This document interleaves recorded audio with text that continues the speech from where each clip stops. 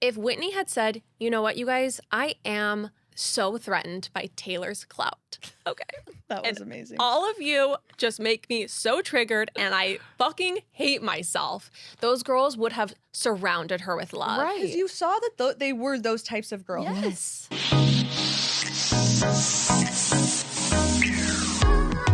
Well. We are gathered here today for maybe the most special episode of Pop Apologists yet. It's been a long time coming. I mean, you guys, how excited are we to be finally discussing the secret lives of Mormon wives? It's a mouthful. I mean, with the one and only Indy Blue. Hello. Hello. We're so happy to have you back on the show. We have so much to talk about. We have so much to get into. We're like actively trying to stop ourselves from talking. So obviously today's episode is going to be all about the Hulu show Secret Lives of Mormon Wives. We're going to talk about all the episodes, all the cast of characters, if you will.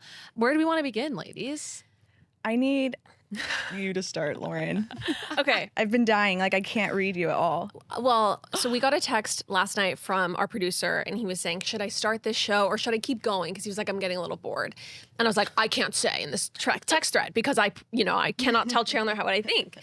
You guys, this show is so fucking good. Oh. It is insane. It's Thank insane. God, Lauren. I was scared. Sometimes I have wrong opinions. Sometimes I can be wrong. Well, because Chandler and I walked in and we were like, it's good. Like, it's good. Right. And I you was were like, guys, enough. Yes. Like, save it. And I was like, uh-oh. Are we about to debate? I know. And, sometimes I walk into episodes and Lauren and I are on opposite sides of the fence. And I was not prepared for that to be today's episode. So I'm so glad that we are on the same page about it because the show is so good. I mean, I think when I started it, I was like, what am I getting myself into? I don't know who any of these people are. No clue about their lives. Why should I even care about their lives? And by the end of the first episode, I was like, this show is made for me. I care about all of their lives. All of them. Yeah. No, I think that I care about all of them. And I feel like what I wasn't expecting, because I kind of thought it was going to be like a documentary about the swinging. And I just thought we were going to see a bunch of shallow people and it was just going to be kind of gross. But these are real human beings. We're watching real marriages completely crumble. We're watching broken relationships that get, accidentally pregnant twice. We're watching like real people's lives. And I feel like they're giving us so much in a way that like Housewives has not at times. So I feel like that's what I'm obsessed with about this is there's just like so much raw humanity going on the screen. It honestly almost like reminds me of early Vanderpump in the sense of like they are showing it all. They're not afraid to show it all. And yeah, to your earlier point, I also thought it was going to be like a Dateline-esque like recap of like the TikTok swinging drama, which it does, but it's also like present day, like stuff that happened even after that. And like it's good. It's like juicy. When they announced Housewives of Salt Lake City, I think people like us were thinking this show. Yes.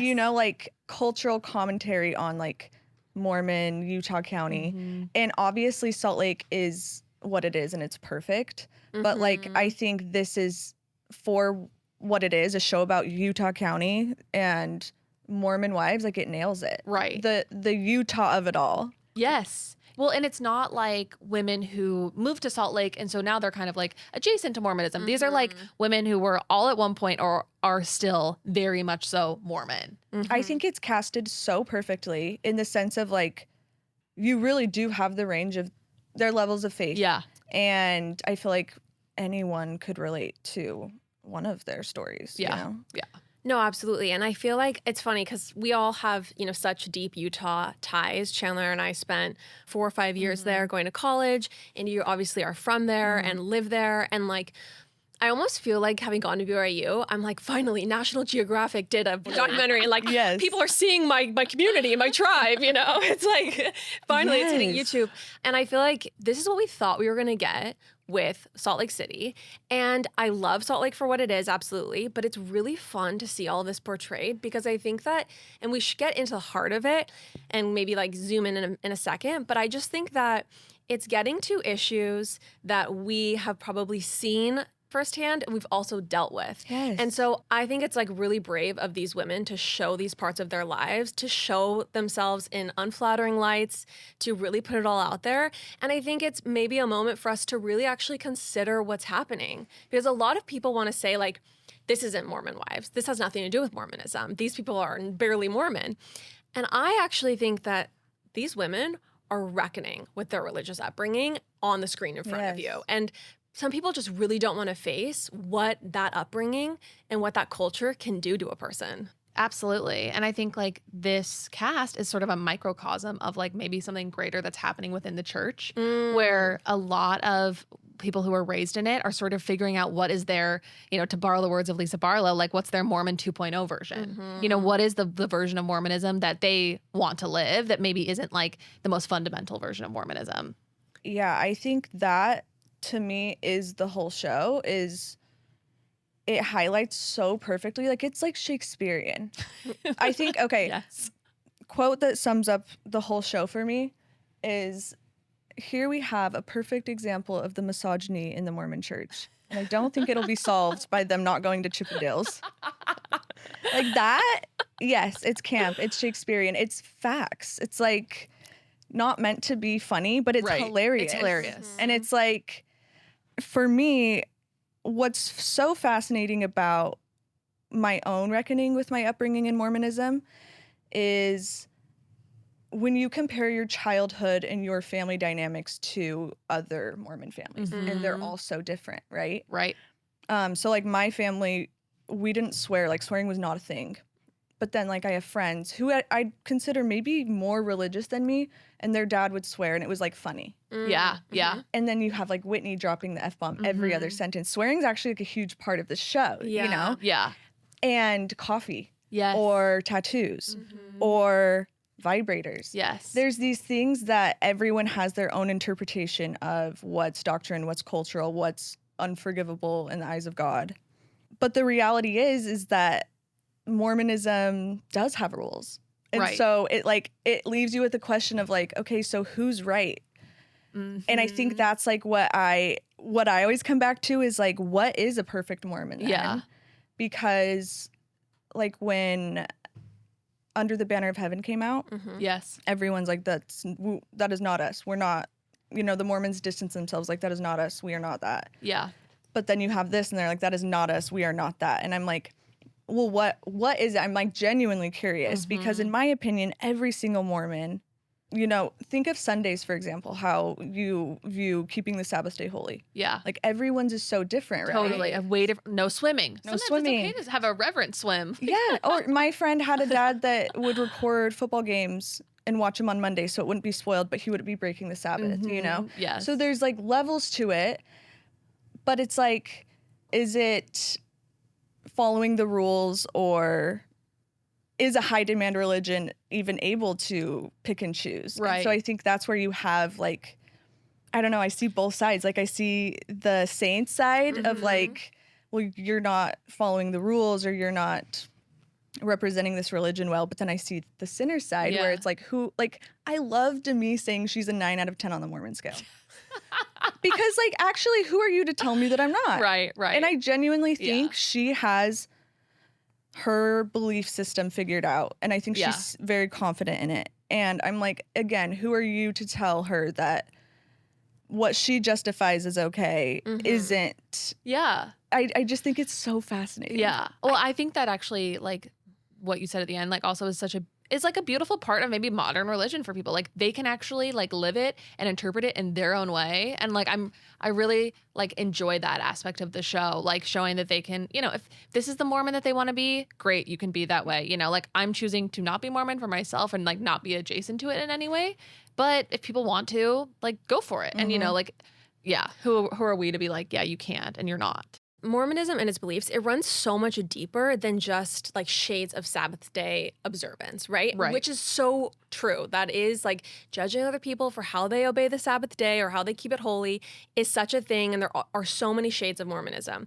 But I think if someone might be, you know, getting arrested for domestic violence and getting super fucked up drunk and like, you know, doing all this crazy stuff and swinging, some people would be like, she is not Mormon. But I look at her and I'm like, you've gone pregnant accidentally twice and you've decided to keep that baby.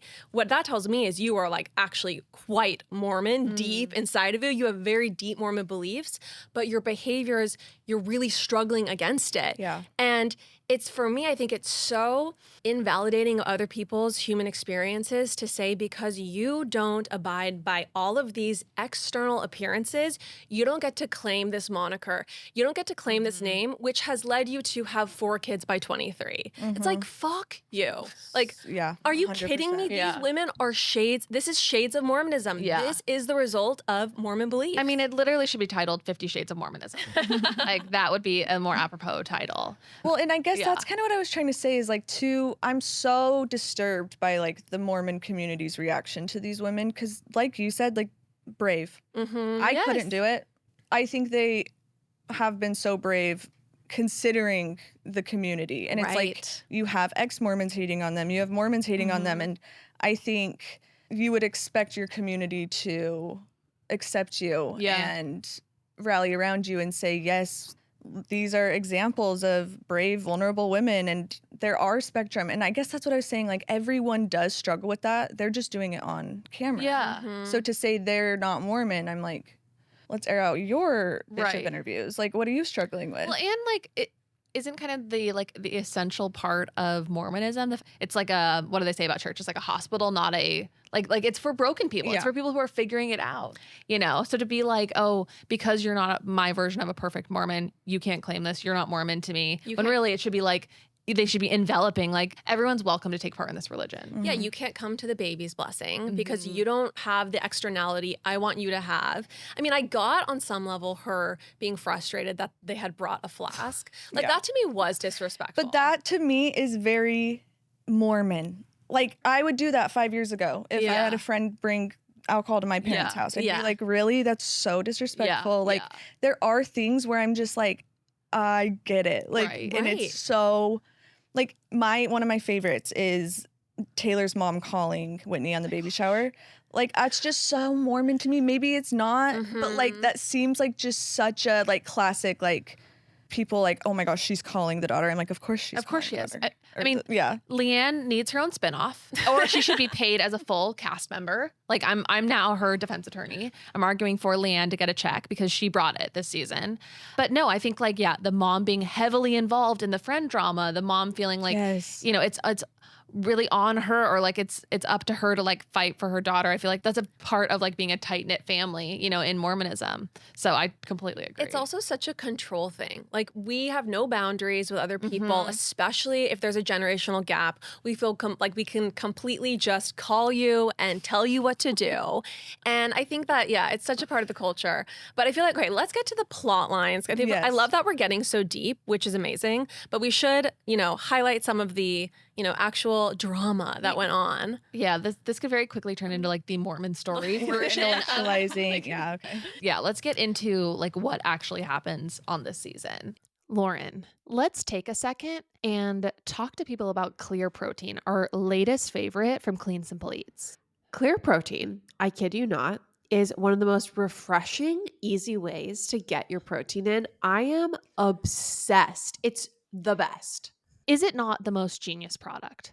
The reason I love it is usually I'm used to drinking protein shakes, and that means I'm getting a blender messy. I'm committing to that process. Whereas with Clear Protein, I can just reach in the fridge and grab a delicious cold can of this Clear Protein drink that's ready to go. No, it's incredible. It's made with only 8 ingredients. It's ultra filtered protein that is completely lactose free. It's easy on digestion. And each of the cans contains 20 grams of grass fed whey protein and only the highest quality ingredients. I mean, there are just times where you don't want the heaviness of a protein shake and you just want something more crisp and on the go. And this is why I love Clear Protein. I love the tropical orange flavor. I love the prickly pear. Truly, it's the most refreshing way to get your protein in. Go to cleansimpleeats.com and use code POPAPOLOGIST10 for 10% off your order. Go to cleansimpleeats.com and use code POPAPOLOGIST10 at checkout for 10% off your whole order. Okay, so I think we should start with, as Chandler very aptly put, Fruity Pebblegate, everyone. Okay? Just diving head first. Okay? Woo, head So- first, truly. Wow.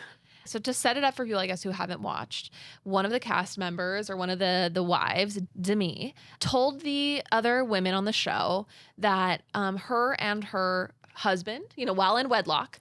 They use the word wedlock so many times in this show.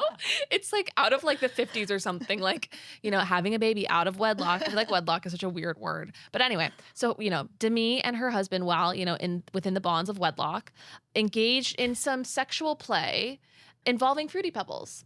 And we don't really know the details beyond that, but she told the women that sort of jokingly and In private, off camera. This was on like when they were on a trip or something. This was not filmed at all. But it gets then brought up when they're filming for this show. And one of the other wives, Whitney, decides to, bring a little cheeky gift to Demi's Galentine's party. And so she brings a box of Fruity Pebbles, and Demi opens it up and is just kind of like, wow, that's like so dumb. And is very much so not wanting the joke to be like aired on camera. I think one of the key details is that her husband, she didn't know that she had spilled this to her friends, and it was supposed to be a private thing between them. And Whitney, who I will just, spoiler alert, I think she is a psychopath. She literally airs this out on national television. And I don't think this was Demi being prudish. I think this was her being genuinely betrayed by a friend who she told something in confidence to. Well, okay. Couple things here really quick. I think, Demi, I guess, while she was telling all the girls this, like they didn't believe her or something. And so she calls Brett. Which is crazy. That is crazy. She calls him and she's like, has him confirm it over speakerphone, but he doesn't know the other women are listening. Right. So it's like this like prank, almost like sleepover-esque like moment. And so I think that's a part a little bit, I think, of like Demi's culpability in all of this. Like she clearly, it was a moment where she was like, she says, she's like, we swore we would never tell anyone. Yes. And it's like, well, you did. Girl, like we all know, like if you're spilling these secrets or like these moments from your sex life, you want other people to know. You want to like maybe brag about it a little bit. You want to like share how fun and spicy you get, or, fruity, if you will. I guess I feel like she would not have shared that. I never really believed that they were ever that tight-knit, where she was like, you're my best friend. Please put this in the vault. That my husband and I like use Fruity Pebbles with sex. Well, I agree, Lauren. Like, I think that's a huge part of reality TV in general. It's like one of my favorite parts is how much of this is real and how much of this is like, you're saying this on TV. Yes. Right. And I can't say that. So I'm just going to say this is so dumb. You know what I mean? Right. But like, I think there's so many moments like that in this, and that was clearly one of them. Yes. And I think clearly Whitney has a lot of these moments where she's playing it up for the audience or what she thinks is going to get her a storyline. And that one just backfired. Yeah, completely. I mean, one thing I saw about Whitney was that like, she's just like, she's kind of the Tamra of like the show or whatever. She just like kind of drops the bomb. Like she's the pot stirrer, the person who like doesn't give an F, is just going to fully, like full send with the drama.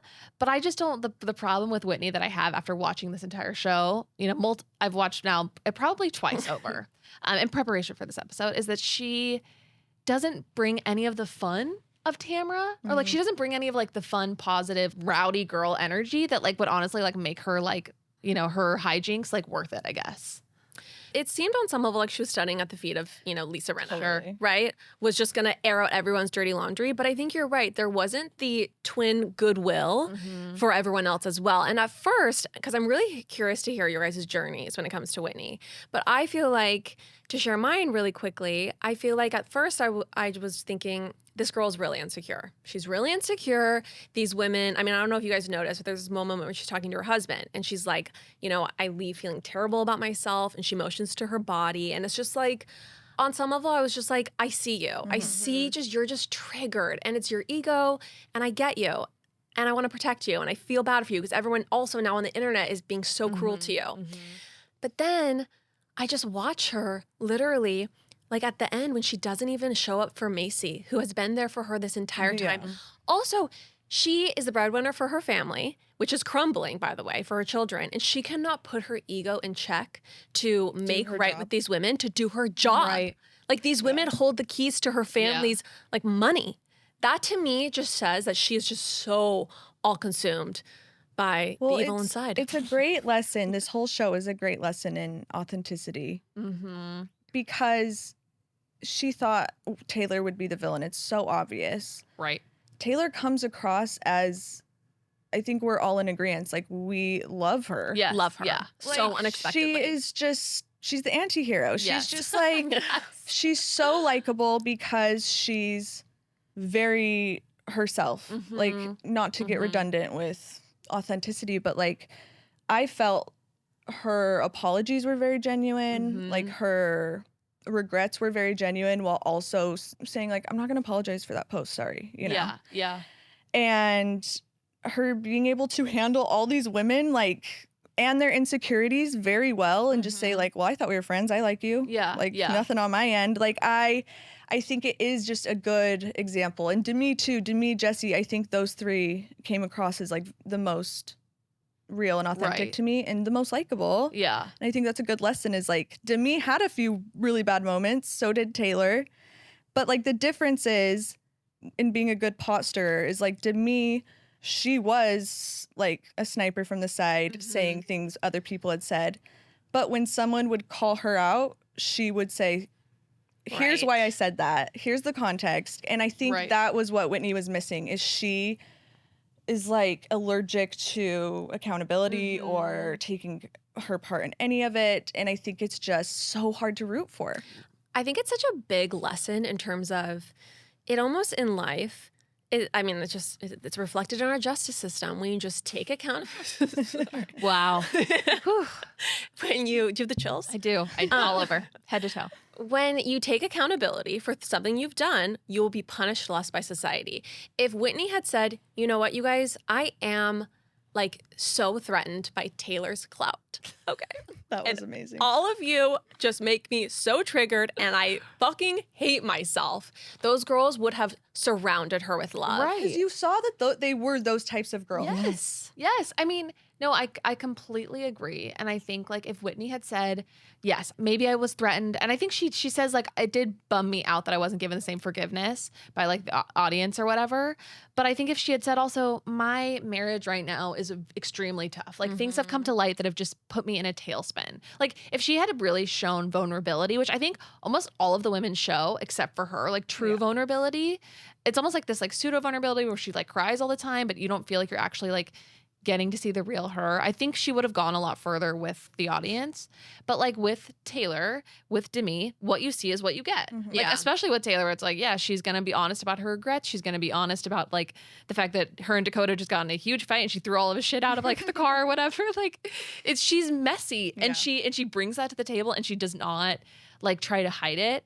It was really funny to me because like I started this show thinking I was going to be like continually just kind of like turned off by Taylor because initially when I saw the mom talk drama, I think I was like, this girl and I are different. I was like, maybe I was fully judgmental. Yeah. And after watching it, I'm like, I like her. Like she's a homegirl. Like I feel like she is someone who I would spend time with and I would feel like, oh, I know where I stand with you. Yeah. Whitney, she's a mystery. She's like a mystery. scary mystery Yeah. where I'm like, Whitney, you scare me. she's yes. I love to quote that. to me. You don't know what she's capable of. You don't. And I feel like it was like when they were in the Park City house having like they were doing the secret box or whatever. She was ready to just like throw these friendships, like light these friendships on fire. And it's like we all have petty moments and say stuff we shouldn't. It's a special kind of conniving friend that is just ready to like use your worst moments against you. And then, yeah. if I may, and then You're we'll allowed. have that conniving moment. And then when she's pressed about it, just like breaks down into tears. And so it's kind of just like, you Well, can't even it's have a victim. conversation anymore. Totally. She's the think- victim. Okay, the RSV video. Just to touch on it really quick. I mean, yeah, we don't even really need to go into it. It's lore at this point. It's lore. But I think back to what we were saying, her response to all of that is that she regrets it because of the outcome. And Right. they were like, well, did you regret it? Like, do you feel like it wasn't tasteful or Yeah. the right tone? And she's like, no, I know my intentions. I regret it because of what happened. And I'm like, that's why we can't root for you. And Is because like, I'm sure she had the best intentions in the world, but like for her to say like, yikes, literally top 10 most embarrassing moments in my life. Like, Yeah. I cannot believe I did that. like, And end it there. right. I think someone even says like, I've posted, maybe it's Demi, who's like, I've posted stuff that I felt embarrassed about like later on. It's okay to post something that you're like, wow, I'm embarrassed. I like probably should have deleted that, or like this just like wasn't my finest moment on the internet. Which Taylor does. She says, Yes. and I think that's the difference is Taylor's like, she actually says, she's like, and gets emotional. She says, I'm sorry for the people that I hurt in this. She's not just sorry because her life blew up and the hate that she's getting. She's like, you can tell when she talks about her ex-husband, for example, like she's really torn up about the pain she's caused people. Right. And I just think that's why it's easier to root for her versus Whitney, who like genuinely seems to just have no awareness of what's going on. It was so reflected to me, just the fact that Whitney is so consumed by her internal negativity and is just there's a part of me that wonders, is she genuinely DSM-4, a psychopath and a narcissist and crazy, or whatever it fits the bill? I'm not I don't have the education. Disclaimer. We're not diagnosing anybody on this show. Or is she just like completely lost? And I don't know. Okay, a bigger conversation. But I feel like when they brought up Chippendales and he was like, yeah, how crazy is it? And she's like, I agree. Yeah. I don't like these women either. And then it's like, then makes it all about herself. Yeah. Okay, everyone, I've been on vacation for the last week and we've been moving hotels or rooms every single night. And it's very hard for me to sometimes fall asleep in an unfamiliar place, which is why I love having early bird, because I can take a half an early bird and I can just like fall asleep normally like I would in the comfort of my own bed. I love early bird for all my sleeping needs. Early Bird CBD is truly the most magical combination of 12.5 milligrams CBD and 2.5 milligrams THC. It's the gorgeous recipe that will just help you relax and it'll give you that warm, gooey feeling that's just so nice and relaxing. I love it before a show. And also, if I'm having trouble sleeping, if I take a half an Early Bird CBD, I am knocked out in 30 minutes. It's phenomenal. It's the best. I love having it on hand. If you're new to Early Bird, I would recommend starting with just a half, and then you can work your way up to a full gummy. Everyone, go to earlybirdcbd.com and use code POPAPOLOGIST20 for 20% off. They ship to all 50 states, so you can get this anywhere in the US. We love Early Bird CBD, and we know you will too. These are the best gummies. Go to earlybirdcbd.com and use code POPAPOLOGIST20 for 20% off your order. Let's talk about the group chat. Because this doesn't need to be like the Whitney episode, because I do want to talk about other women in the show, but there is a lot to her. But she has this moment where she like leaves the group chat, leaves like the friend group chat, and she's so upset because, she wanted to take some space, but she's actually really, mad about the fact that nobody reached out to her. And it was just a full move for attention, for drama, to, garner attention from these other women. It's not actually about her setting a boundary. It's healthier for me to just not be in this group chat. It was literally like, I'm leaving this group chat. You all need to come crawling back to me. Have we not all experienced a girl like that? Or been that girl? Yes, I have been that girl. And you want the reach out, and that's what's like almost like visceral about the show is like, and that's why I love it, is it's not like the frauding elderly people scams. Yes. It's people leaving the group chat, but I'm like, this is so relatable to me, because it's like you've had those moments where it is a big deal to leave a group chat and you can act like it's not, but like when you're like, okay, well, what do we do now? Yeah. And it's just, to me, why I like the show. It's like she gets in her own way when actually all she probably really wants is like a big hug from everyone to be like, I think you're fun. That video was cringe, but it's all good. It happens. Like I feel like that would probably actually help her the most, is just to like feel a lot of love from all those women, but she gets in her own way at every step. The thing is if she lets them love her and she accepts that, then she has to let go of her negativity. And her negativity is what allows her to like feed her like beast of an ego. Yeah. And that's the problem. She won't let go. She doesn't want to let go of that. She doesn't want to be on good terms with them, because then she can't hate them and blame them for all of her internal negativity. Yeah. Absolutely. And she can't be the queen bee necessarily. Right. If she kind of gives into them. You guys, also she's struggling because, I mean, who the fuck can tell who her husband is? Okay. Oh, the looks. I didn't know who each individual husband was, okay? We have so many different aesthetics.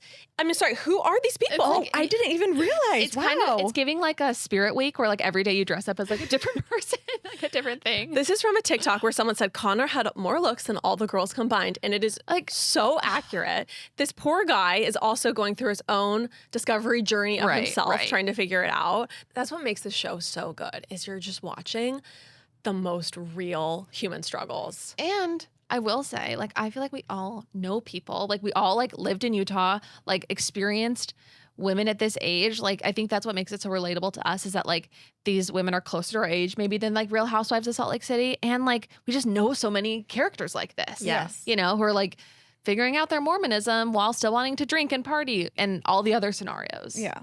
We need to talk about Jen and Zach. I know. Let's go into Chippendales. Like, so much to gosh. say. I mean, That honestly is another thing that's really going for the show, is the men are Yes. so unlikable that is such a good point. that it's like reverse Housewives of Salt Lake, where the men are so likable.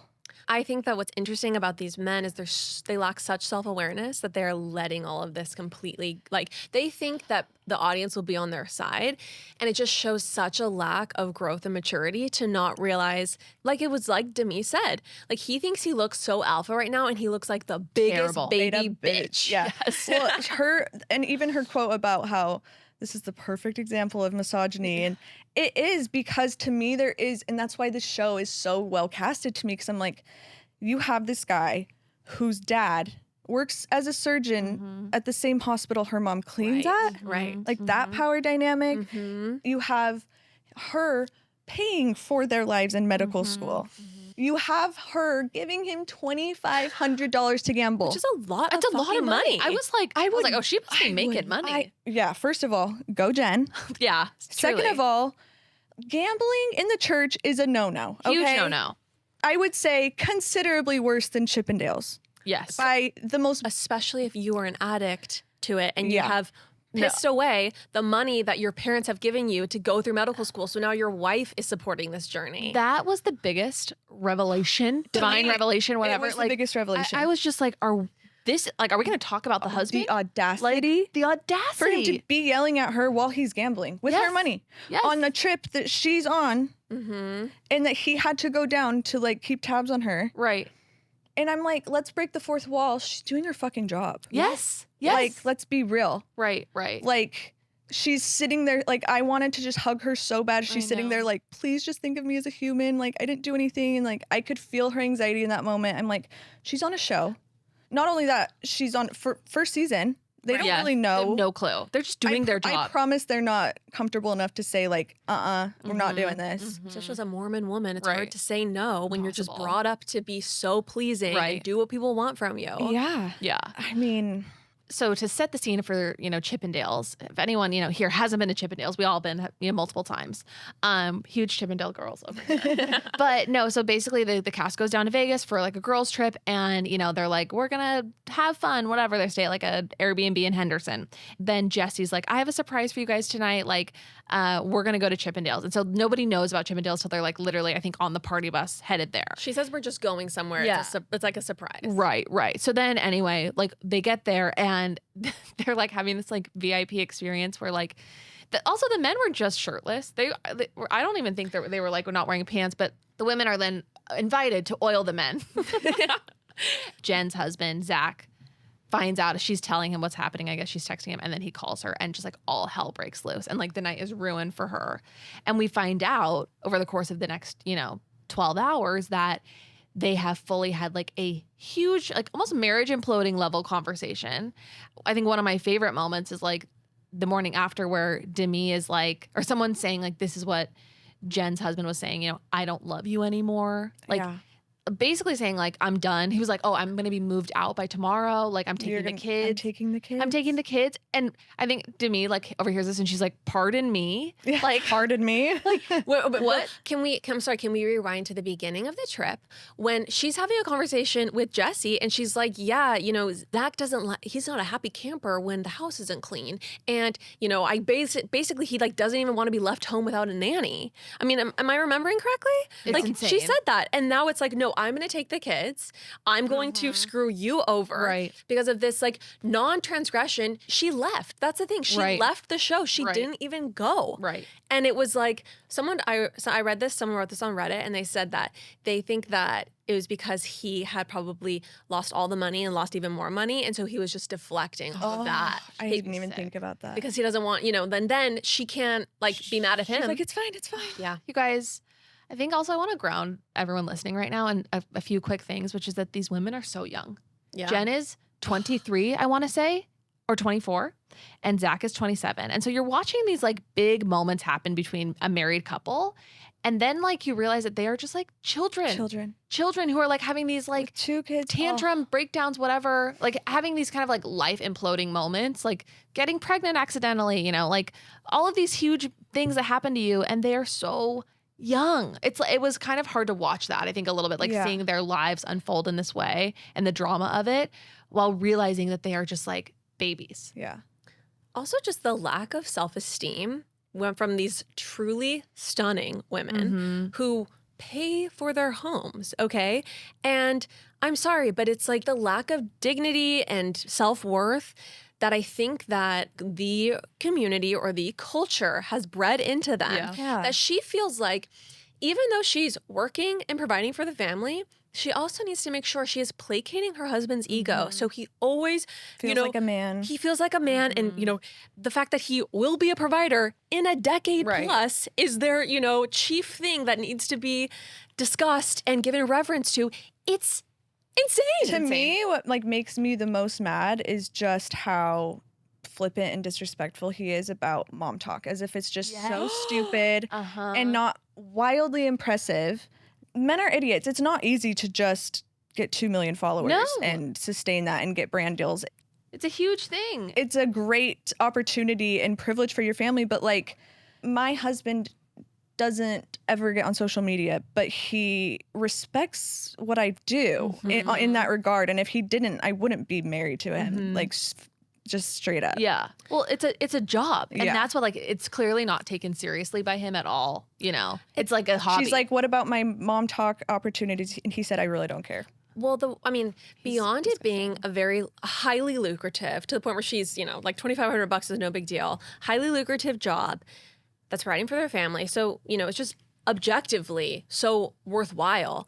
But then she says, it means a lot to me. This matters a lot to me. And he's like, I don't really care. Exactly. That's to me what is worse than everything. Yes. And it's like, I think about when we started this podcast and times when we have just been like, on the content calendar, churning it out. We felt so lame. And I just have had moments with my husband where it's like, no, you have to keep going. This will do well. This is important. Even though it would be so easy to just like make us feel, he would never do that. But I feel like it's just, you need that support. You don't and have she to has zero understand support. it to support it, you know? And to recognize that it's valid and like deserves the respect.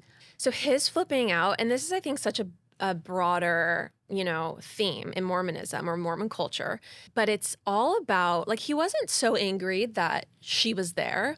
And I don't think he was even that threatened sexually. I think he was so angry that she wasn't keeping up appearances. Right. It's the show thing I was telling you about. Yes. It's like you're filming this. Like if we could have heard that conversation, like I know that's you're a temple holder. That's what it said in the text message. Yeah. You're a temple recommend holder. Yeah. Like you're a representation of my family, of the church. So have you seen like the fact that his cousins are like kind of coming back at people who are talking about how terrible he is, and basically Ben? No. Ben Affleck? Yes. Oh, yeah, you're right. Yeah. Actually, this is why Ben Affleck and J-Lo got divorced, because he just could not, he needs to go be with his cousin right now. Their family's in crisis. Those family values are so strong. No, but I guess basically like somebody like responded to a mean comment about Zach, and they were like, I'm a cousin of his or something. And, the producers lied to their family, blah, blah, blah. And it just apparently, they're just really upset that, that obviously the church isn't being portrayed in the way that they thought it was going to be. They thought it was going to be like the LDS Studios, like reality show. That's where like I have pretty much my only issue is like, you're gambling. I think that's where I have a hard time is like the people that have a moral high ground and are very judgmental and controlling. And it's like him not inviting people to the baby shower because they're not Mormon enough. It's just like, well, at least he respects his wife. It's just crazy to say like this doesn't represent our church when it's like, to me, if you don't think this represents your church, like maybe the fundamentalists do better. Right.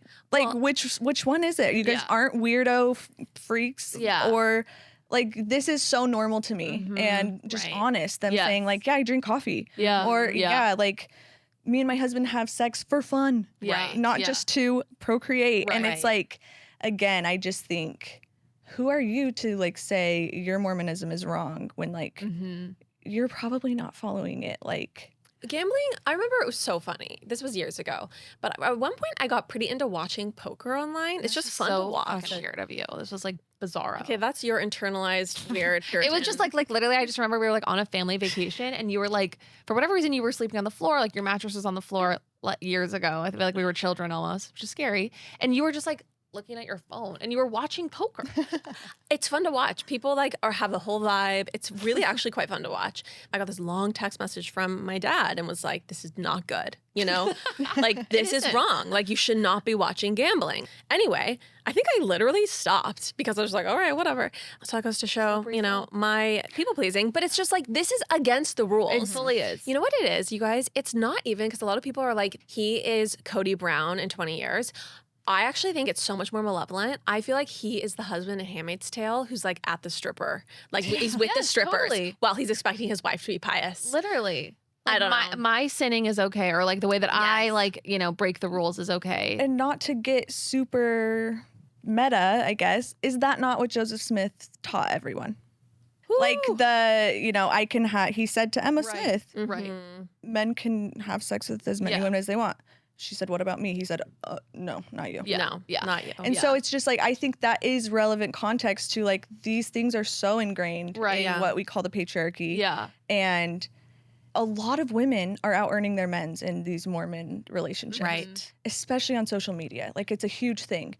And I think this is a very good like example of men like really having a hard time with it and not Right. being able to like figure it out. Well, they're used to, like, you know, men in the Mormon church hold the priesthood, and that is like kind of the ultimate, like, you are like in charge basically because you have the priesthood, like your wife, You have God's you authority. have God's authority, and women do not hold the priesthood. Full stop. So there is just like a full power dynamic that just like exists because of that. And so of course he thinks that like he knows better. I do love the girls like just reading him. I know. Oh my gosh. So savage. It's just like I will never be in the same room as him again, just so you know. I know. It was hard to watch because you could just see I know, I Jen felt bad too. for her. Like, and even I listened to a podcast that she was on yesterday, and like, you know, they're still together, and you know, it's just like life is complicated, but it's really hard to watch, and I don't know how he redeems himself because he just truly like looked like such a bitch baby. What did Demi say? Beta bitch. Yeah.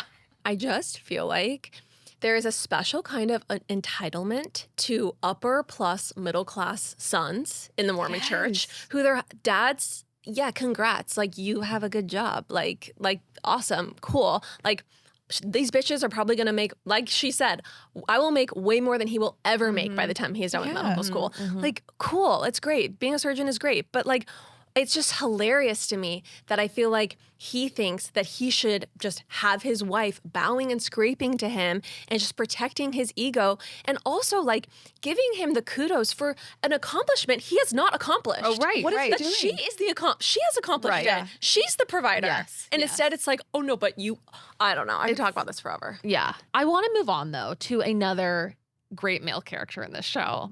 I want to talk about Dakota. Who I have so many things to say about this man, but I think that he is a very different type of character than Zach is. And I think it's definitely worth diving into. My favorite Dakota moment, he's talking to Macy and he says, gosh damn. But like so seriously. Gosh damn. But like Gosh damn.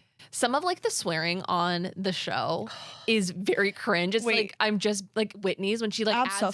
Abso-fucking-lutely. Abso-fucking- To she me, said- that's not a word. That's not a word. She had another one that was like so much worse. It was like, I think you just like maybe started swearing yesterday.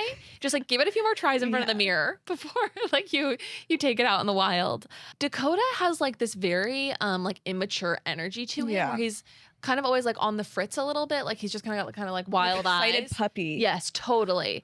So Dakota is the boyfriend of Taylor and who, you know, the father of her baby. They've now had their baby. And, you know, this is the guy who, you know, they got in that domestic violence altercation with, you know, where she was at fault.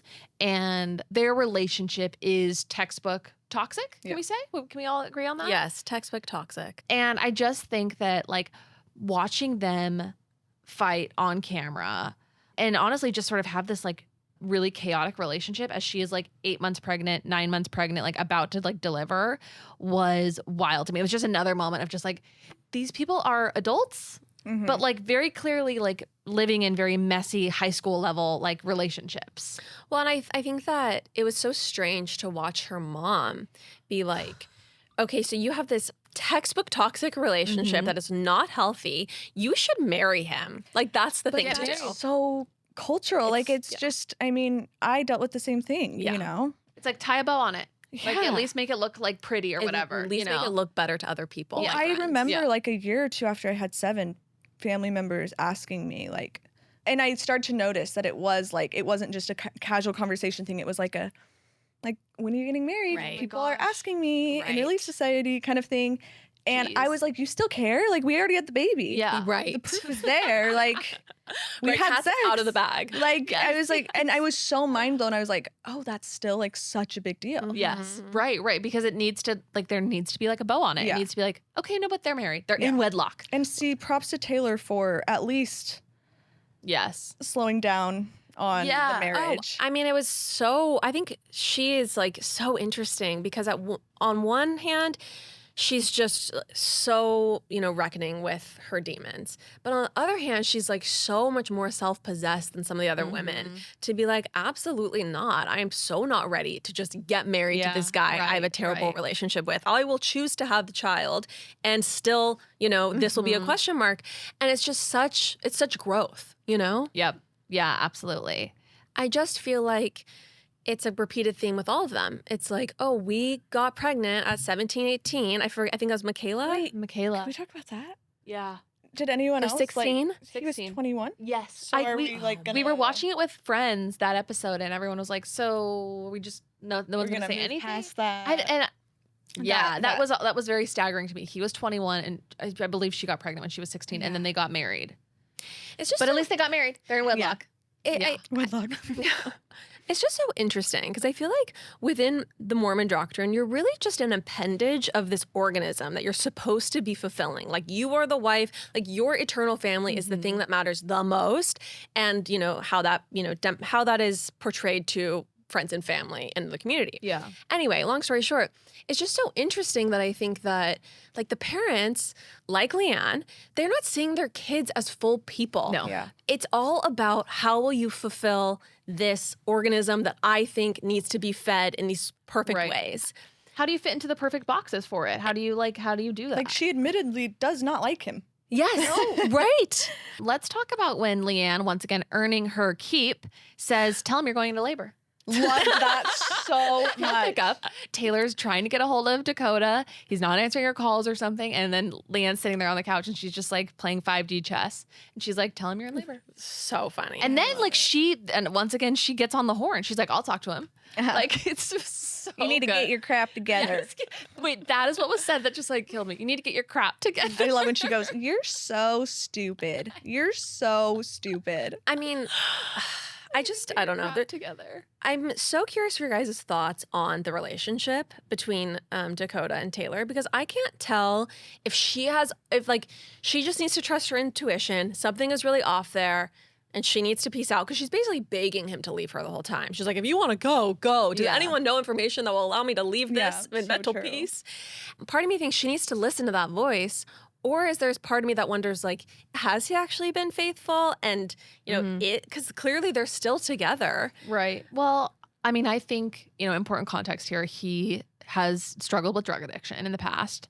And I think that there was also some trust broken, in terms of like fidelity, or at least he told her that he was going somewhere, but actually he was going to like hook up with a girl, but they weren't like exclusive or something. And so I think that from watching it, I think that there is some serious trust issues just because of the context of him that she is probably navigating and not trying to jump into a relationship with someone super soon after getting a divorce. But because she's pregnant with his baby and now has his baby, like has no choice but to sort of like move forward with the relationship, and to give it a fair shot and hope that more things, don't come out. But as we saw at the, end of the last episode, maybe something else is going to come out that maybe we don't know about, that where he has broken her trust. It's very messy and sad. Yeah, it's exhausting. Yeah. Like, I was exhausted for her. when she's just sobbing in bed days away from giving birth. I mean, a lot of courage. She has a lot of courage to show all of that. She has a lot of courage to work it out in front of everyone. I really was not going into this expecting to be like a Taylor, Frankie, Paul stan, but I just want some merch. Like I'm literally here. I just find her to be a lot like stronger and more self-possessed than I thought initially. Well, it's just like Whitney saying, you know, complaining about the hate, and Taylor's like, girl. Like, seriously, I don't know if I'd be alive if I was under that type of scrutiny and hate. And also, everybody knew who Taylor was. Nobody knew I mean, people like maybe knew about Whitney, but Taylor was the face of that entire cultural moment. Something that just came to mind is when Whitney's talking about her husband's situation, and she says, this doesn't happen to me. This type of thing doesn't happen to me. And I feel like that is also like very Mormon way of thinking. Like, my husband doesn't cheat on me. Like, we're Mormon. We don't. Weird ego thing. Like, no, my husband would never message girls on Tinder. Like, that doesn't happen to me. And I think what you have with Taylor is like, she's like, this is my karma. Like, this is my fault. And, or like, not saying that that's Whitney's fault at all. Just saying like the difference of like, these things happen to everyone. And that's like, to me, the more open cast members are like highlighting that really well. Right. Where it's like, no, Whitney, that stuff does happen all the time. And if she would have just phrased it a little different, then like, I think people would just, it's like she's trying to have this block. I think too, saying this doesn't happen to me makes it seem like men don't cheat on me, or I don't get walked all over, or whatever. And it's like, well, actually, plenty of amazing, strong, brilliant women get cheated on all the time. Nothing to do with you. It is literally nothing to do with you. And I think like it's a really backwards way of thinking about it that I think revealed a lot more about her psyche. And it's interesting. I would say porn addiction and gambling addiction are a lot worse than taking a swig from a flask or getting a tiny tattoo on your wrist. Yeah. But to me, those are the two most Mormon husbands. It's just a little interesting. Yeah, right. When you think about it like that. It's like, again, these women are just killing themselves over guilt for like the smallest things, having a song with a swear word on their TikTok, and like the smallest things, and yet their husbands are arguably way worse shape than they are. Yeah. I mean, I also feel like we need a disclaimer at the bottom of the screen that's like, to some Mormons, not all, hopefully, but 99%, watching porn is being addicted to porn. addiction. Yeah. Like, I needed that People to be parsed don't out. understand that. Yeah. I mean, it's literally like, if you look at porn, then you should be in a 12-step program. You're addicted. That is the way it is treated. And to me, it's a very complicated issue, but I think it is the Mormon church and the way they approach porn perpetuates the issue. Well, and I think it's how they approach sexuality. And I think that's was also at some of the heart of Zach freaking out. And it showed how little he understood female sexuality. That these girls just wanted to go fuck these Chippendales guys. They were going to get so turned on by these greasy dancers that they were just like, I need that penis inside of me. And it's like, you just don't understand women at all, and you're so immature. You know so little about sexuality. And again, I think that sometimes within the Mormon church, I hate referring to it as the church because it's the Mormon church is one of many churches. I feel like within the Mormon church, there's this like, don't grow and learn how other people exist and how some things might not be what you think they are. Right. Like, stay afraid of the world and judge everyone as much as possible, and that will keep you safe. And it has all these adults behaving terribly. Like people who have like never been outside of Utah or outside of like, I don't know, like they have no actual perspective on life. And I feel like, don't you guys, I mean, I'm so curious for your guys' thoughts because I feel like for me, I really almost still at 34 years old, I'm still figuring things out. I still don't know about like what is normal. Like, I was just taught so many things growing up, and like, what is normal for a person to do? What is like a problem? And I just, there's just such a lack of education and like all sorts of, ways people can. Well, because it's like it seek is pleasure, there's a lack of understanding about Chippendales, and that's for sure. Whitney's mom was like, I don't think it's good, seeking pleasure. It leads you down wrong paths. But it's also just like, I mean, it's so classic to me. Like, the soda of it all is so, of course you have to. It's just, to me, it's like, there's a lot of people in the church, and a lot of these things could just be cultural things, but there's a lot of people that are doing things and they have no idea why. And it's like, why can't you drink coffee? They don't have an answer.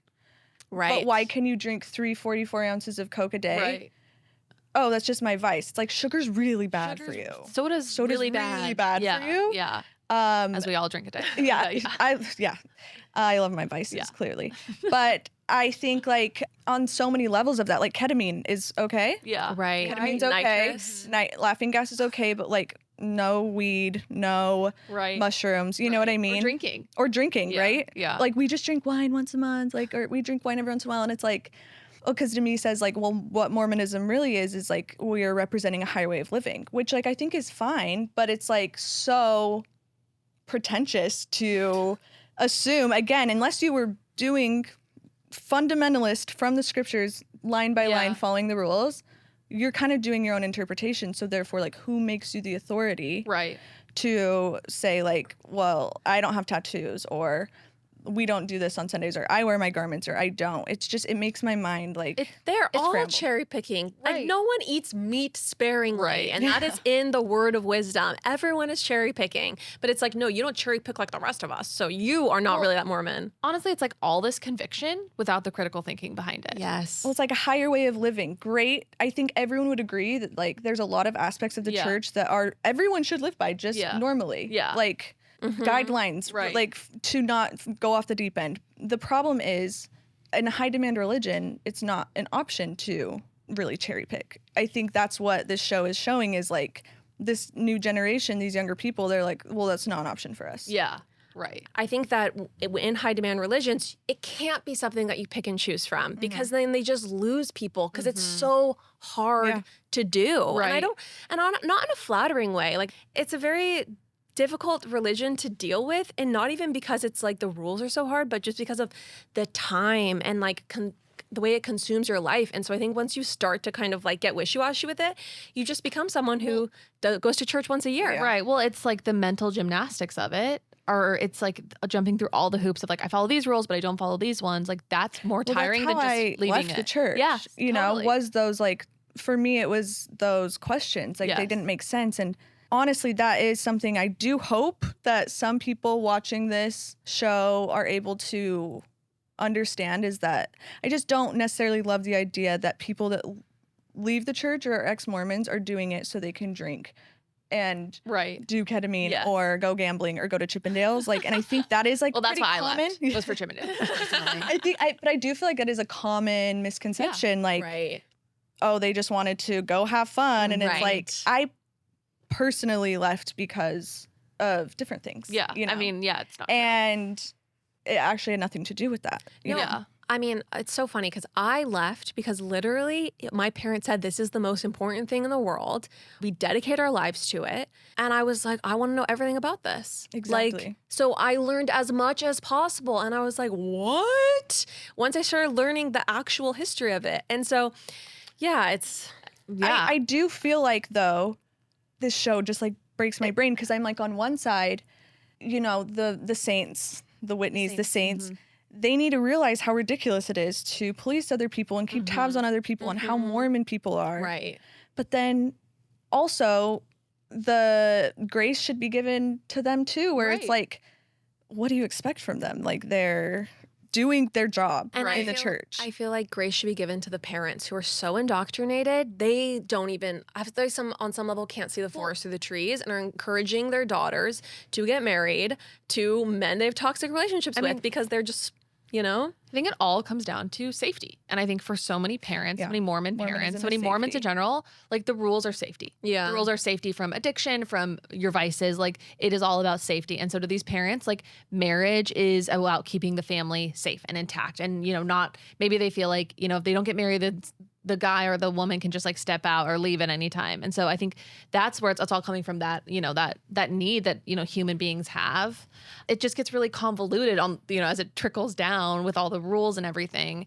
I think one thing I wanted to bring up, because I think if I had watched this show when I was active leaving Mormon, I think it actually would have really angered me, because I was one of, you know, I think we were raised in a home that was like, we follow all the rules on Sunday. We lived 110% like rule following lifestyle. And I think that it wasn't until I got older that I realized, like, kind of getting back to what you were saying earlier on in the episode that like a lot of Mormon people have really different approaches to Mormonism and how their parents interpret the rules and how they have to live. And like people should be able to do that. But if I had watched this while I was believing, I think it would have made me really upset because it's like, no, I'm sacrificing all of this and I'm not living this life. And, I'm doing all this. And so it's not fair that they get to experience a more full life and claim it. And I think about that too. Yeah. That. I do understand that perspective that maybe some people have. I mean, I think we even see it with like wearing your garments and how I just remember like, as like a 15-year-old being like, seeing like bloggers who were older than me being like, they're not wearing their garments, but they said they were Mormon. Like what's going on here? Yeah. And like, I don't know, you just like, you were looking for the cues of like, this person is a believing Mormon and like they've chosen it. So like I'm choosing it as well. Well, also for me, whenever I talk about Mormonism, this always ends up coming up where it's like, I grew up thinking if you were Mormon, you're a good person, right? You were trustworthy. My mom, if I was traveling, she'd say, go find a Mormon family, go find a Mormon bishop. Still sound advice I follow. But it's like the idea that you're not a good person if you're not religious. And I think that's kind of what I was saying about this higher way of living they all talk about is it's like, well, can't that just be taking care of your body and being helpful in your community, being a good sister, brother, mother, daughter, whatever, friend? To me, it's like the higher ways of living are tied to the church when in reality you can do that. They can just be innate to you. Yeah. And without these guidelines. Well, to be honest, I think it really gets at the root of the difference between Mormonism and Christianity, which is Mormonism is a belief system that is you are saved by your acts, and Christianity is a belief system where you are saved by grace and you're saved in spite of your flaws. And so I think that Mormons a lot of times they don't really understand that like the essence of Christianity is being completely absolved on some level of your human condition. And as long as you love God and are trying your best, you will be okay. And I think that the problem with the foundation of the church is it's all based on subscribing to the belief system and following the rules. And it's like by following the commandments, that's actually how you get into heaven. It's so indoctrinated into people's brains. And then we have so many ways to police other people of whether they're doing it or not. Yeah, there's like a lot of boxes that you look to see if they're checked. Whereas I don't think that really exists in a lot of mainstream Christianity. And what's funny is I do feel like over the past 10 years or so, I feel like the church has tried to sort of like self-correct and like become more like focused on Jesus or just like more about like looking at it like through that type of lens where it's like, we accept everyone. I think that, they're trying to like turn the ship and it just like takes a really long time. But the problem is also at the same time, they double down on some of these rules, like being gay or whatever. And I see the church struggling to figure out where it stands like in culture. Yeah, because it's struggling to change the essence of what it is. Exactly. And it's like you can pay some lip service and try to change the culture a little bit, but it actually just needs to be completely remade into something else entirely. Right. I also want to say, though, one of the interesting things about moving to Utah was, I think that this is a particularly Utah story, this show, because what you're seeing with these, like, Mormons who don't follow the rules, the Mormon 2.0s, whatever, that's a very Utah phenomenon. Yeah. I personally feel like growing up in Southern California, people who didn't want to do it, it was just so much easier for them to just be done with it. Whereas like if you're in Utah, no. It's like your boss is probably Mormon, your entire community. It's so much harder to leave. It's way easier to just kind of skate by and never really deal with it. Yeah. Especially, like you said, family is such a big part of it, Yeah. Like so many people are just, it's family, it's comfortable. I don't even want to know if it's not true or not. And I totally get that. Yeah, it's like, it's my heritage. It's kind of like all I know. And I do think, when you are like in Utah and, like you might be able to speak to this like more than us because we're from California, but like you do just like no matter what naturally see those 50 shades of Mormonism, if you will, because so many people are Mormon and there's just no way that everyone's living it in the exact same way and interpreting it in the exact same way. And I think this show is a perfect example. It really of that. is. Like it is so good. And this is why I really wanted to have you on the show, Indy, to talk about this. Is I feel like we bring a real actual knowledge of what it's like to grow up in this culture. And having this conversation to me is so much more interesting than talking honestly to someone on the show and being like, no, what do you really think about Whitney? Like, I want to talk about, and I'm so glad we're having this meaty conversation, I want to talk about this actual culture and like what it does to people and what it did to us. Like, it's a missing piece that I'm not hearing when I'm listening to podcasts about this. Yeah. Well, there's so many things that like only people like us could catch. Yes. You know? Right. Only if you understand these nuances Yes. and these little things. But like you were saying, we've been waiting on the spotlight on this like weird life, because it's crazy to grow up somewhere like this or live here and experience it and try to explain it Yeah. to It's an outsider. Yeah, I mean, even just like trying to explain, like, well, kind of, and Utah, like everyone kind of has the same type of curl to their hair. Like, there's the Utah I curl. love that aspect of the show. Can I say that? Yes, please. I love the aspect of the show because the hair is such a big part of Utah, Yes. and they nailed it. Like, they all have the perfect Utah hair. I love that, like, one of their common meeting places is the hair salon. Yes. That's very Utah. Like, get the gossip at the salon. Right. Like, come over. I'm Right. getting my hair done. Like, let's talk shit. Like, Yes. I love that they're kind of making that, and she's doing their hair. Like, I think that flows really nicely. Totally. But yeah, there's these little things that it's like, yeah, you can look at a girl on TikTok scrolling and say she's from Utah. And 99% chance she is. Right, right. Like, I think it's very easy for all of us to recognize like the Utah idiosyncrasies like across the show. I mean, like, even just like, them going to a soda shop. Honestly, at times it was almost hard to watch because of like, It's too close. It was almost too Yeah. close. Like, even like seeing Zach and some of the other husbands who were, you know, I guess less evil. But like, I just had this moment of like, oh my gosh, I'm just like so grateful I didn't marry a controlling BYU guy. I did find my BYU guy, but you know, he has left. But anyway, it's just like, I just saw so many men like that. And I almost dated so many men like that, you know? Like, I just going to school there and being steeped in that culture where I thought like, you know, and I definitely was at a place in my life early years at BYU where I was like, well, if I find the right Mormon guy who gets me and we're my place with it, I'll be Mormon or I'll figure it out. Yeah. It honestly just made me extremely relieved that I left BYU unmarried. Right. Well, do you guys want to know what it made me relieved? What? Have I ever told you that I filmed like a pilot for a show when I was No. a senior in high school? No. Okay. This was like, Like reality TV? oh yeah. So I was right out of high school, and this was like Housewives was huge, right? All the Housewives shows, and blogging was huge. So Yeah. there's this producer girl who was really interested in like why all these bloggers were Mormon. And then she started doing research, finding out they were all like 20 years old. She was like, whoa. So she kind of dove into Mormonism, was like, we have to do a show on this. She found my blog, and Jackson had just gone on a mission. Fully, You're a senior in high school. So we started doing this while I was a senior, and like I had my friends all come in. You're a baby. It's a crazy yeah. to me that there was like a television producer being like, Oh yeah, we're gonna you film guys, you. I'll have to tell you about it later, because they had us watch The Hills to prep, and they were like, "You are Lauren Conrad." They had me like My God. copy a lot of things she said, and like, anyways, back to all of that. Like, so we filmed a pilot, and they flew out a camera crew. It was very like that scene Taylor had with her mom.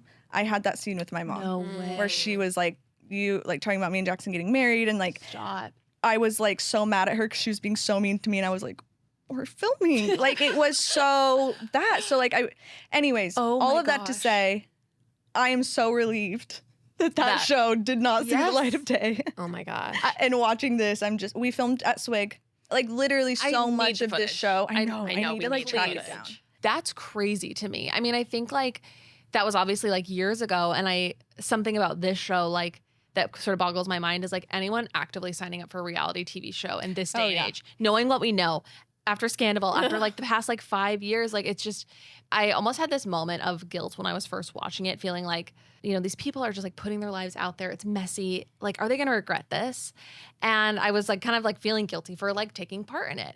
And I think like I just realized like, I'm like, well, why was it okay when we watched VPR? Like, why was that not a big deal? And it's like, well, we just didn't know what we know now Yeah. about reality TV and what it can do to people's lives. And it's kind of crazy that they are all down for it. I mean, I think that it can do a lot of crazy things to people's lives. It's true. But I think ultimately it really can like show us the human condition Yeah. on some level. And I just think that it's so good for you that you didn't have your vulnerabilities at like one of the probably hardest times of your life exposed on national Yeah. television. Totally. Like, what a sacred thing to have Yeah. private. But I think that on the flip side, I feel so grateful to these cast members for sharing, because this is going to allow people to look and to reflect, to relate, to take lessons, to think, how am I like potentially kind of close to these girls? What behaviors do I have that I need to like try to get rid of and unindoctrinate? I think about, there's probably so many Mormon women that are watching like, oh my gosh, I thought I was the devil. Yeah, Or right. swearing or simple things that they're like, whoa, those girls are like cool, fun, pretty girls, and they're all nice, and they're not this typical weird Mormon that like you have this idea of. Right. And what I meant in terms of like learning behaviors you shouldn't do, it's like you should have self-worth. You should like not let a man with the men. Yeah, with the men. Yeah. I mean, who are all just such dead weight on this show. There's like not one. Is there one redeeming husband? I actually like, I feel like after learning more about Macy's life story, I like her husband more. I mean, maybe he's not the most charismatic guy, but I think like Jacob and Brett, who are basically the only husbands we like see besides Dakota and Zach, like, and I guess Connor, they seem to be not bad guys, seemingly not bad guys on the surface. I hope if they have another season, they lean into the husband drama. Yeah. Because that is so, you're a team when you're husband and wife in the church. And it's like very much like the Jen and Zach thing where it's like, no, you can't invite those girls to the baby shower. Right. Yeah. Like I couldn't imagine my husband telling me who I could invite to like an event for my child. I hope like women who are in controlling relationships are seeing like the mirror that the show can be and like reevaluating. To me, Jen is the one that seems the most unaware of her power and unaware of how special she is and lost on some level, because just watching her kowtow to that like pathetic excuse of a guy. I mean, there's a road to redemption for him. Zach, if you're listening, I think you can grow and change. Come on the show, talk about it. You can come on the show. It's so sad to witness that. I was so pleasantly surprised by this show, and just it reminds me like Vanderpump. It's real people, real friends. Right. This is the reason I can't watch Selling Sunset and shows like that, because it just seems so dumb and fake. Whereas shows like this, it's like this is a real person, a real life crumbling before you. They're grappling with it. It's just completely riveting. Absolutely. And I think like it's been so long since we've had a show like this, like hit the scene, because all of them have been so contrived. We complain about that all the time. And then you add the patina or whatever veneer of Mormonism over it. And it's just like, what a rich culture to like have a reality TV show about that. Honestly, like that where Real Housewives of Salt Lake City was falling short for me, or that like that charge was having to be led by like Heather Gay. No, it needed to be this age. Yes. Like they nailed it. They nailed it. Yeah, and I think instead of looking at women who are really kind of campy and like playing a role and fighting on purpose and just being so dramatic, you're actually looking at people in a very different life stage. But I think that virtually everything they were doing was something they would have done off the show. It wasn't throwing a glass that you do for a camera. It was just so real. It was incredible. So real. And I was so confused by the ending. Like I was just like, is there another episode? I'm like, they're cliffhanging us like that? I guess. And when are we getting another season? I pray they picked up cameras. I mean, like, they have to. It's like going crazy right now, I guess. I know. I hope so. Also, did you guys know that Macy's first husband died tragically, like in a car accident? No. Maybe her boyfriend. I don't even know if they were married. I think it was her boyfriend. Anyway, he like died in like a texting and driving accident. I think he was actually texting her. No. Like there's like an article about it. And she was pregnant at the time. And so anyway, so she like, then she meets Jacob, who we barely saw any of, who seemed, very nice, but kind of boring. I think she was 19 or 20 or like very, very young to be experiencing that huge loss. It made me like her more. I think like we haven't really talked about some of the maybe tier two women. She seems like such a good friend. Yeah, she seems like a good friend. Seems like she doesn't lie. Maybe she's a pot stir, but I think like, I don't know. She doesn't seem to have as like much villain energy. Yeah. I enjoy her. I think that Layla seems nice. I cannot believe how young she is as well to have 2 children. Yeah. Double tapping on Layla. Yeah. I feel like, when we come into the divorce party scene, generally I find myself kind of cringing at the idea of a divorce party, honestly. But I ultimately like look at that and I'm like, no, this like girl, I would prefer a different theme and like just maybe choosing a different vibe or whatever, just in terms of like what the message is. But this girl should celebrate evolving into a new phase of life and growing out of something that was not serving her. That was just so worth having a moment for. Right. And you see these girls really actually like coming into their power. And I think that so many people want to be like, no, these girls have long hair extensions and drink big Diet Cokes and they're dumb and this is not worthwhile. And it's like, no, this girl, the father of her child died when she was texting him. Right. These people have some very rich life experiences that we can all learn from. And they're all moms. I'm a mom of one, runs my life. They have 3 kids, and they're 24, and they have these businesses. Like, it's actually so incredible. And you know what? And I don't want, like you were saying, like I really hope it doesn't get reduced to just like a vapid Valley Girl show. It's just not at all if you're like willing to think deeply about it. And honestly, each of them like represent a very real person who lives in like Utah or who is Mormon right now. Like there are so many stories just like theirs, like just like the ones that we're seeing within all of them. And like there's representation there, and that's powerful. Absolutely. And I think that if someone watches the show and doesn't like see the humanity, see what's actually happening, to me that's their internalized misogyny coming out. And it's like, I don't see these women as full human beings. Dumb They TikTokers. can't exactly. There's no way anyone who drinks a 44-ounce Diet Coke with that like goat of hair like has like any type of soul to them. Exactly. Or has experienced, the. And it's crazy to me just because like the blogging Instagrammer era really is so founded in Mormon mommy blogger culture. And that was 10 years ago, right? Do you still have to like prove that having a massive platform on TikTok is lucrative and impressive? It's like still just like such a joke that they're TikTokers or I make my money by posting myself online. It's like a lot of the richest women in Utah currently were bloggers 10 years ago. Right. And Mormon. And like it's just misogyny. Yeah, it's misogyny, absolutely. And I think that, I don't know, I'm so excited to hopefully see the show continue. No, I completely agree. As I was watching it, they kept saying like, this is what mom talk is about. And I even joked to her like I didn't know there was like a manifesto about what this is like. What the does mom purpose talk mean to you? of mom talk.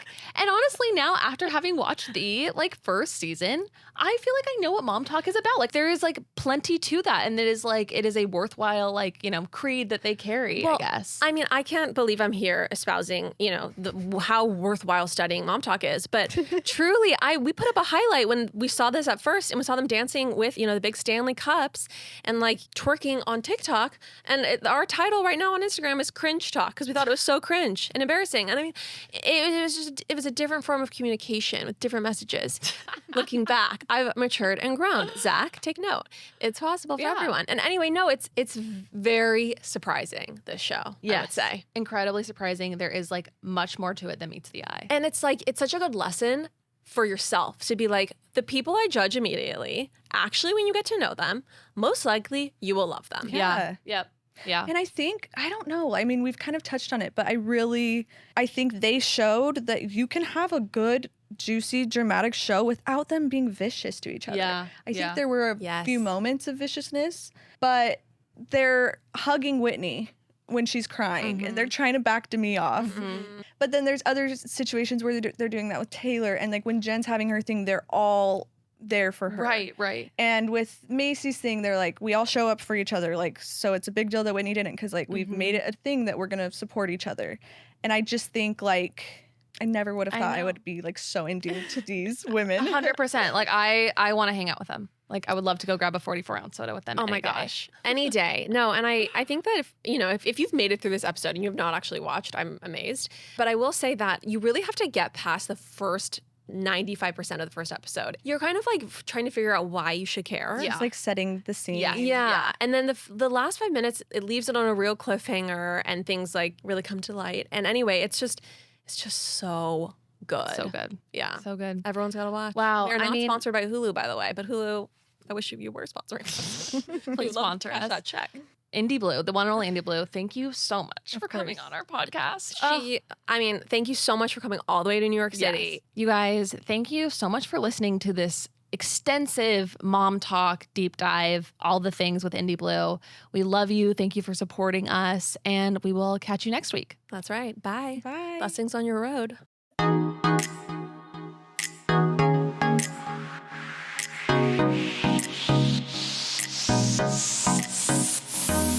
That's all for now, folks. Don't forget, give us a 5-star review, hit us up on Instagram at PopApologists, and we will see you next week, live every Wednesday.